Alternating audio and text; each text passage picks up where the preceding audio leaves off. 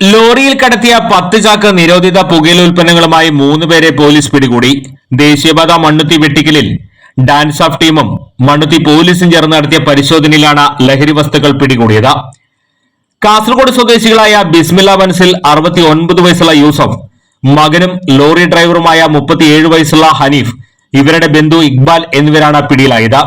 ചാക്കുകളിലാക്കിയ 20,000-ഓളം packet ലഹരി ഉൽപ്പന്നങ്ങളാണ് ലോറിയിലുണ്ടായിരുന്നത്. മംഗലാപുരത്ത് നിന്ന് എറണാകുളത്തേക്കാണ് ലഹരി വസ്തുക്കൾ കടത്തിയതെന്ന് പറയുന്നു.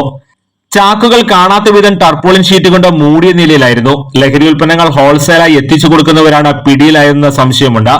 പ്രതികളെ കൂടുതൽ ചോദ്യം ചെയ്തു വരികയാണ്. ലഹരി വസ്തുക്കൾ കടത്തിയ ലോറി പോലീസ് കസ്റ്റഡിയിലെടുത്തു.